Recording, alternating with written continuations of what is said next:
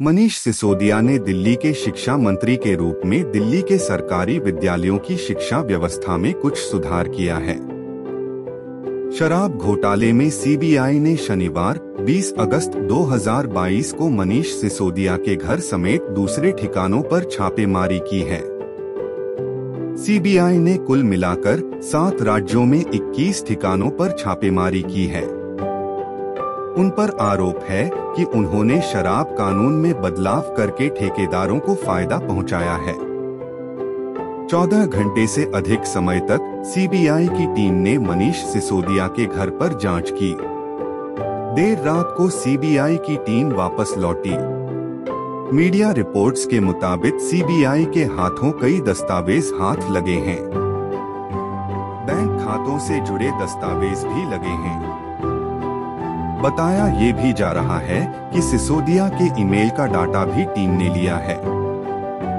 CBI phone और अन्य electronic gadget जब्त करके ले गई है।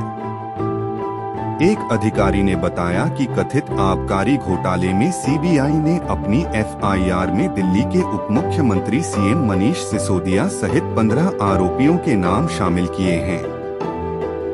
मनीष सिसोदिया जीवन परिचय। वास्तविक नाम मनीष सिसोदिया, व्यवसाय जी न्यूज और ऑल इंडिया रेडियो में पूर्व पत्रकार, राजनीतिज्ञ 2012 से। राजनीतिक पार्टी आम आदमी पार्टी। राजनीतिक यात्रा वर्ष 2012 में वह आम आदमी पार्टी के राजनीतिक मामलों की समिति के सदस्य बने। वर्ष 2013 के दिल्ली विधानसभा चुनाव में वह पूर्वी दिल्ली के प्रतापगंज निर्वाचन क्षेत्र से विधानसभा सदस्य के रूप में चुने गए। वर्ष 2015 में वह पुनः पूर्वी दिल्ली के प्रतापगंज निर्वाचन क्षेत्र से विधानसभा सदस्य के रूप में चुने गए। प्रमुख नियुक्तियां राजनीतिक मामलों की समिति और राष्ट्रीय कार्यकारी के सदस्य। विधायक प्रतापगंज दिल्ली, उप मुख्यमंत्री दिल्ली, दिल्ली कैबिनेट मंत्री पर्यटन, शिक्षा, वित्त, योजना, भूमि और भवन, सतर्कता, सेवाएं, महिला एवं बाल विकास और कला, संस्कृति और भाषाएं। व्यक्तिगत जीवन। जन्मतिथि 5 जनवरी 1972। आयु वर्ष 2018 के अनुसार 46 वर्ष। जन्मस्थान पिलखुवा, जिला हापुड़, उत्तर प्रदेश। राष्ट्रीयता भारतीय। गृहनगर पिलखुवा, जिला हापुड़, उत्तर प्रदेश। राशि मकर। स्कूल ज्ञात नहीं।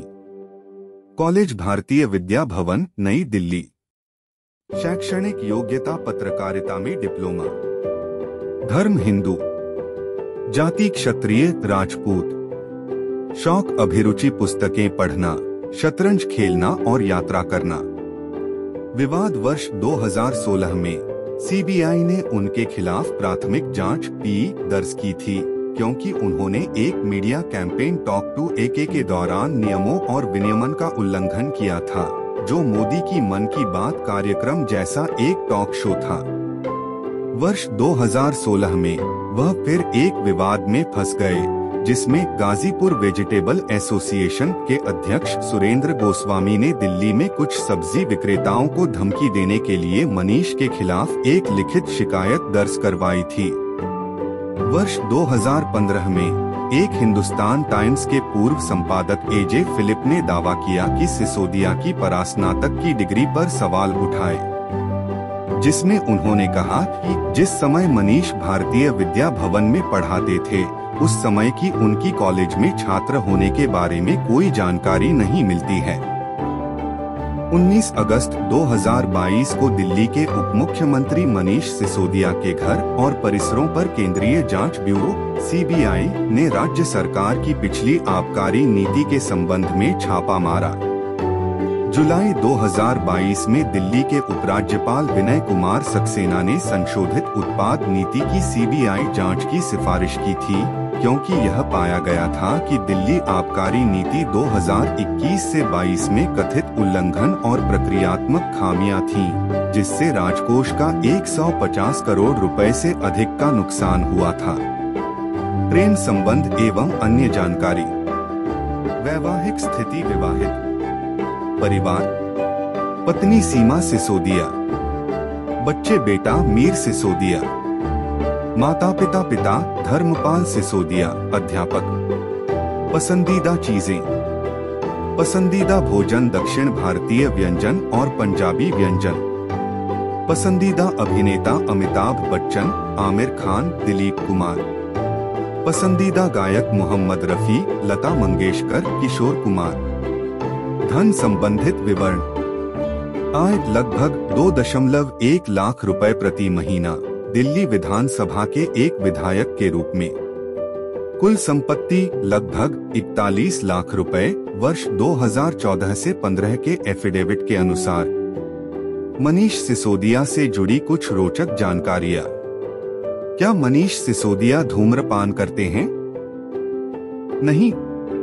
क्या मनीष सिसोदिया शराब पीते हैं? हाँ। मनीष सिसोदिया मूल रूप से उत्तर प्रदेश के हापुड़ जिले से संबंधित हैं और उन्होंने नई दिल्ली से उच्च शिक्षा प्राप्त की है। राजनीति में आने से पहले वह अरविंद केजरीवाल को 12 वर्षों से जानते थे। वह इंडिया अगेंस्ट करप्शन के संस्थापक सदस्य भी थे, जिसके चलते वर्ष 2011 में उन्होंने अन्ना हजारे के जन लोकपाल आंदोलन को सफल बनाने में महत्वपूर्ण भूमिका निभाई थी। पत्रकारिता में डिप्लोमा करने के बाद उन्होंने जी न्यूज और ऑल इंडिया रेडियो में एक पत्रकार के रूप में काम किया। उन्होंने सूचना अधिनियम के अधिकार के बारे में लोगों को जागरूक करने के लिए दिल्ली में एक गैर सरकारी संगठन कबीर की स्थापना की। वह आम आदमी पार्टी के संस्थापक सदस्यों में से एक हैं, जिसके चलते उन्होंने अरविंद केजरीवाल के साथ वर्ष 2006 में पब्लिक कॉज रिसर्च फाउंडेशन की स्थापना की। वर्ष 2016 में वह सुर्खियों में तब आए जब प्रसिद्ध लेखक चेतन भगत ने सिसोदिया की फिनलैंड की यात्रा से संबंधित ट्विटर पर एक तर्क दिया था। मनीष सिसोदिया और चेतन भगत का ट्वीट। वर्ष 2015 में उन्हें दिल्ली विधानसभा के लिए चुना गया, जिसके चलते वह दिल्ली के उप मुख्यमंत्री बने। वह IIM अहमदाबाद गए, जहां उन्होंने छात्रों के साथ भारतीय शिक्षा के विषय पर चर्चा की।